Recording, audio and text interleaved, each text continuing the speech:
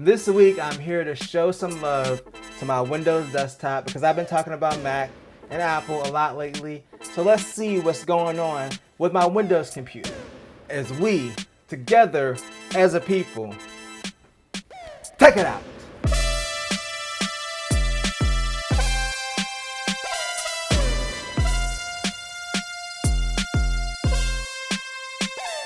So yes, I am here to talk about my Windows computer.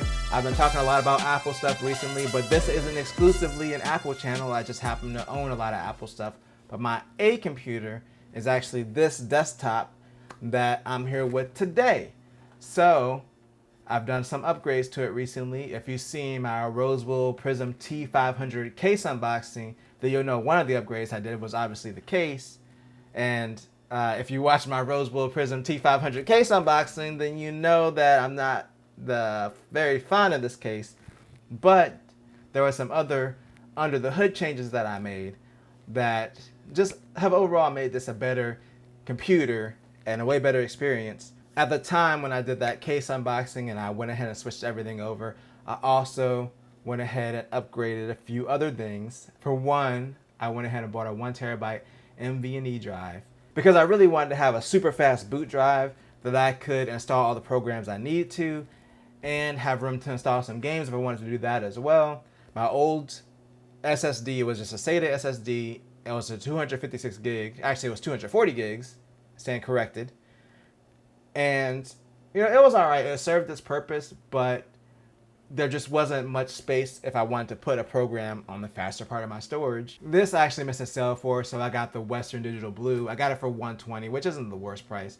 It was on sale before for $105 and $110 at some certain points, but at the time that I bought it, it wasn't on sale, so I kind of had to bite the bullet and just pay the $120 for it, which, you know, I could have saved $15 at the most, but it's all right. We got to let that one slide. You know, you can't win them all. And that wasn't the only drive that I ended up putting in there. So originally I was going to keep my 240 gig drive and use it as a scratch drive for video editing.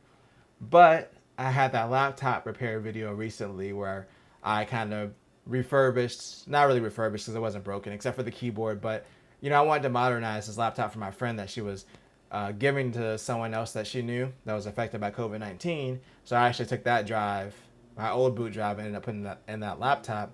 So I actually ended up replacing it with another Kingston 480 gig SSD.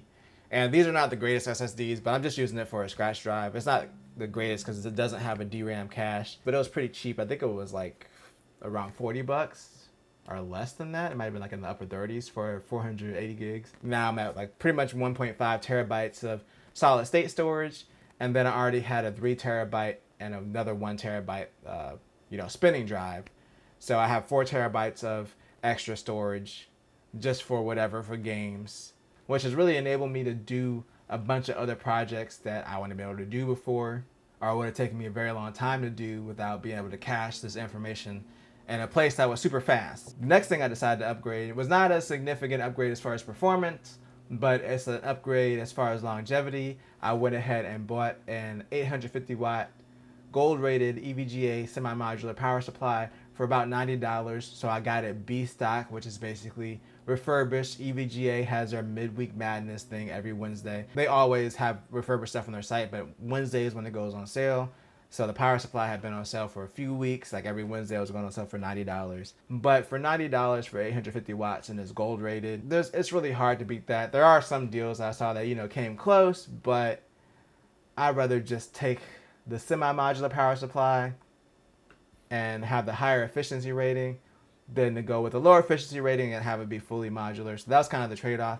But I'm really happy with the power supply overall. The next choice, the most interesting choice, I think, was I also picked up a Gigabyte Rtx 2070 for $380. It was on sale at the time, and I looked at it and I was like, you know, for RTX 2070, $380 is too good of a deal to pass up. I mean, it's not significantly better than my 1070 Ti performance-wise, but it is a little bit better.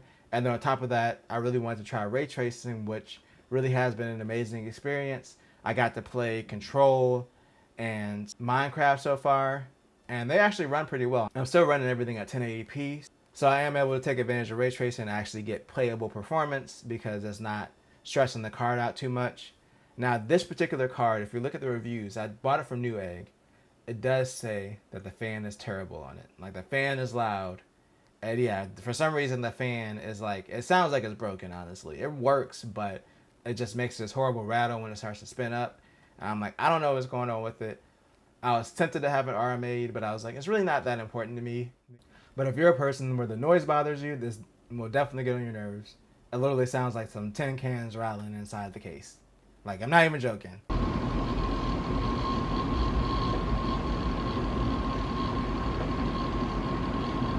Speaking of the case, you already know how I feel about this case. It's very nice looking. It's a nice looking case.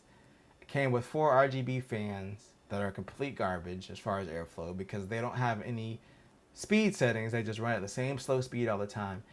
And this actually led me today to do some testing because I was really considering replacing these fans.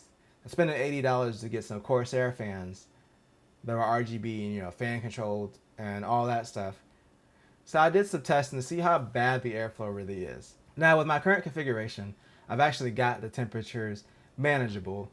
And the reason that it's manageable is because I have my water cooling AIO as the intake.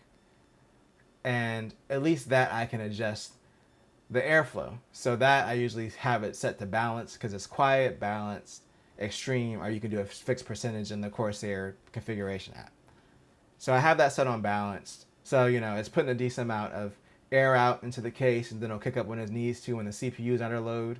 The issue is, a lot of the times, of course, with gaming, mainly the GPU is under load, so the fans aren't going to kick up if the GPU is the one that needs to be cooled. So I set a more aggressive fan curve on the GPU, and after doing some testing, it usually stays around 75 degrees on the GPU under full load. I was just running Heaven on a loop for about 30 minutes. So it was around 74 to 75. But my issue is, if you don't know how to go in there and adjust the fan curve for your graphics card, because by default, the auto fan curve, this thing got up to around 78 to 79 degrees for the GPU. CPU is completely fine. I can leave this on quiet and the CPU temps are in line just because of the AIO. I'm not overclocked on either one of these things. So CPU is completely fine. Graphics card with the automatic fan control, the system doing this thing, it was up to around 78 to 79. Now there wasn't a significant performance loss, but it did dip to under 1700 megahertz, where when I had the fan set more aggressively, it never dipped below 1700 megahertz as far as the clocks. So realistically, you might not see that much of a performance drop, but leaving it on the default settings, if you were just to build a computer in this case and left everything on default, it's probably not going to be enough airflow to adequately cool your GPU. And then CPU is going to depend on if you're using an AIO or whatever it is that you're using. It might just not be enough with the factory settings because of how bad the airflow is.